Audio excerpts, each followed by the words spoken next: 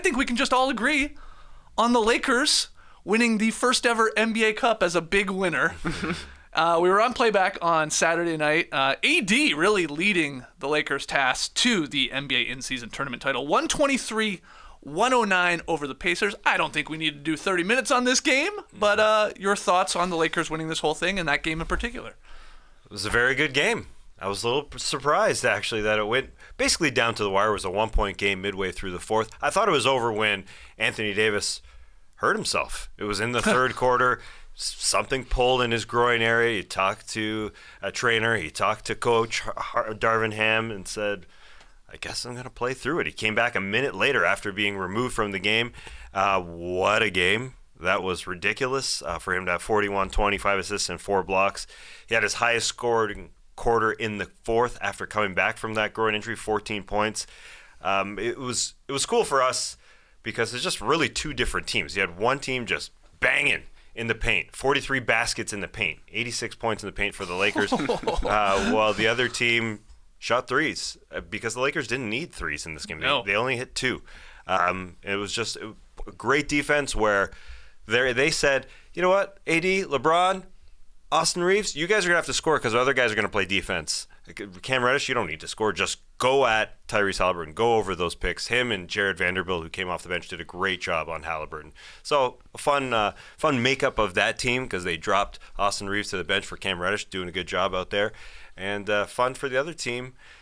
We went down to the wire, although it does look like a big turns into Lakers a blowout win. at the end. Yeah, but it was close there in the fourth. We almost had ourselves a game. Maybe the Southern lawyer was about to show up. We almost had ourselves a game. Yes, but AD dominating Miles Turner, definitely one of the storylines from this, TK, and anything else you wanted to add? I mean, 86 points in the paint is ridiculous.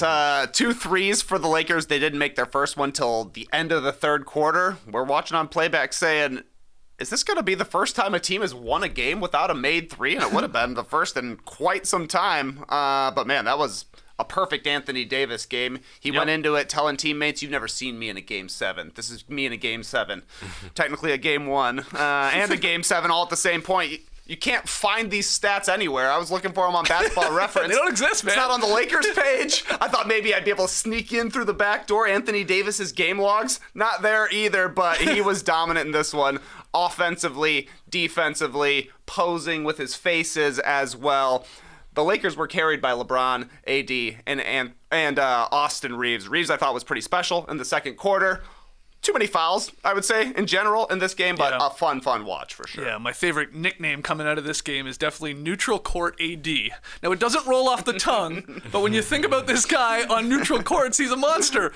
Go back to like the NCAA Finals, the bubble, of course, and now Vegas playing on that crazy court there on the in-season tournament. He's just a monster when it's neutral court time. But yeah, what a game. Dominated Miles Turner.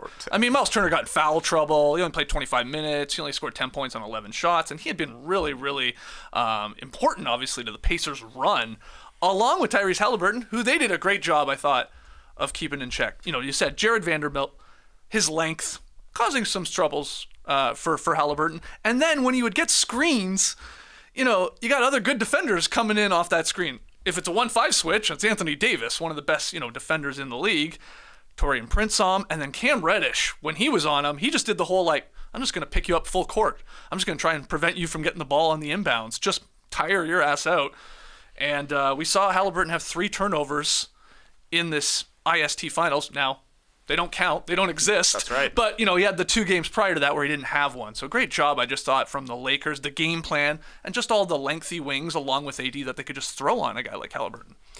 This is why they're supposed to be good. They got a lot of long guys. Yeah, no under the picks. You got to fight over that pick, Cam Reddish, and he did a great job. It was fun to watch. The Pacers tried in the second half, like, wisely to, like, okay, they're really locking him up here because we have Halliburton on the ball so much. Let's bring McConnell in and sort of have him play off the ball. But I think that's all automatically like a win for the Lakers. It's like, yeah, now Halliburton doesn't have the ball. I mean, I respected Rick Carl for trying it. And again, it was sort of close there for a bit, but just a great game defensively from the Lakers. LeBron James wins the first ever in-season tournament MVP.